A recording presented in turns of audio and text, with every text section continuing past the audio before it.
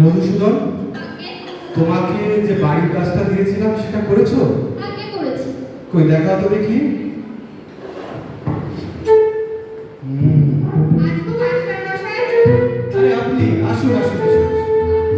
হ্যাঁ, নমস্কার। মধু, তুমি একটু ওই সাইডে যাও তো, তারপর বলুন। মধুসূদন কেমন পড়াশোনা করছে কানাদের বাবু? আগে মধুসূদন অত্যন্ত দুষ্টু বলে, কিন্তু পড়াশোনায় বেশ মজবুত। একবার বই দুবার বই দিতে হয় না। আমি যেটি একবার পড়িয়েছি সেটি কখনো ভুলে না। বটে, আজ আমি একবার পরীক্ষা করে দেখব। তা দেখুন না। কাল মাস্টার মশাই এমন মার মেরেছে যে আজও পিঠটা চচ্চর করছে। এই শোধ আমি তুলবো, ওকে আমি তাড়াবই। আচ্ছা মধুসূদন, এদিকে এসো। তোমার মা তোমাকে কিছু প্রশ্ন করবে, হ্যাঁ? ঠিক ঠিক উত্তর দেবে কিন্তু, আগে ঠিক আছে? ওকে। কেমন রে বন্ধু, পুরনো পড়া সব মনে আছে তো? আগে মাস্টার মশাই যা দিয়েছে তা সব মনে আছে। আচ্ছা বাবা, তুমি কাকে বলে বল দেখি? তুমি যা মাটি খুঁড়ে খুঁড়ে একটা উদাহরণ দে। কিছু হ্যাঁ, কি বললি? রসুন মশাই এখনই কিছু বলবেন না।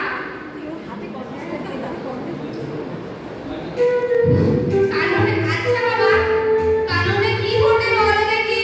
কাননে কাটা। আগে মারেন কেন? আমি কি মিছে কথা বলছি নাকি? আচ্ছা, সিরাজউদ্দৌলাকে কে কেটেছে? ইতিহাসে কি বলে? সিরাজউদ্দৌলাকে পোকায়।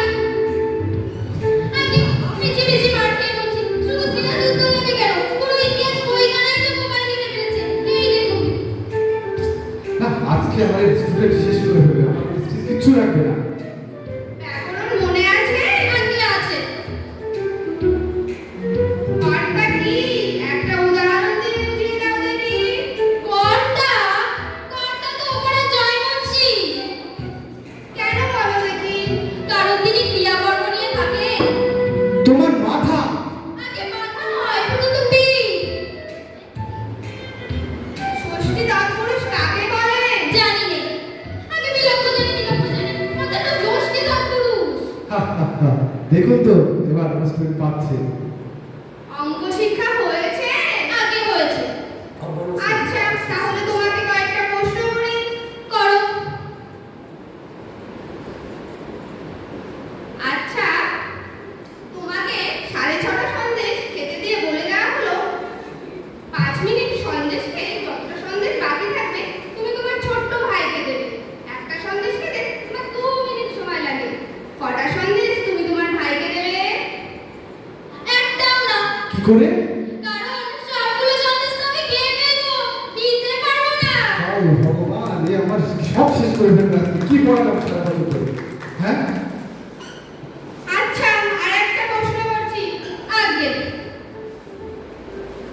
আচ্ছা, একটা বটগাছ প্রত্যহ 6 ইঞ্চি করে উঁচু হয়, তবে এই বৈশাখ মাসের পয়লায় যে বট 10 ইঞ্চি উঁচু ছিল, ফিরে বৈশাখ মাসের পয়লায় সে কত ইঞ্চি উঁচু হবে? আগে গাছটি যদি বেঁকে ওঠে তাহলে ঠিক বলতে পারি না, কিন্তু গাছটি যদি সিঁড়িতে বরাবর ওঠে তাহলে মেপে দেখলেই ঠাওয়া হয়। কিন্তু এরই মধ্যে যদি গাছটি শুকিয়ে যায় তাহলে তো কোনো কথাই নেই। মেরে তোমার পিঠ দাঁড় করে দেবো, কত ছাড়া, লক্ষ্মী ছাড়া। মার না খেলে তোমার বুদ্ধি ছাড়া করে না, মেরে তোমাকে, তবেই তুমি শিখতে হবে। আগে মারের চোটে তো সিঁড়ি জিনিসও বেঁকে যায়। কালাচাঁদ বাবু, ওটা আপনার ভ্রম। মারপিট করে খুব অল্প কাজই হয়। কথায় আছে, ঘোড়াকে পিটালে গাধা হয় না, কিন্তু অনেক সময় গাধাকে পিটালে ঘোড়া হয়ে যায়। অধিকাংশ মাস্টার শেখাতে পারে, কিন্তু অধিকাংশ ছাত্র শিখতে পারে, কিন্তু অধিকাংশ মাস্টার শেখাতে পারে না। কিন্তু মার খেয়ে মরে ছেলেটা। আপনি আপনার বেদ নিয়ে প্রস্থান করুন, দিন কত মধুসূদনের পিঠ চুড়ো, তারপর আমিই ওকে পড়াবো। আহ, বাঁচা গেল। বাঁচা গেল মশাই, এই ছেলেগুলোকে পড়ানো মজুরের কর্ম, কেবলমাত্র ম্যানুয়াল লেবার। মাসে 30 দিন একটি ছাত্রকে কুপিয়ে 5টি টাকা মাত্র পায়। এই মেহনতে মাঠে মাটি কোড়ালে 10টা টাকাও পায়, বুঝলে? নমস্কার, ধন্যবাদ।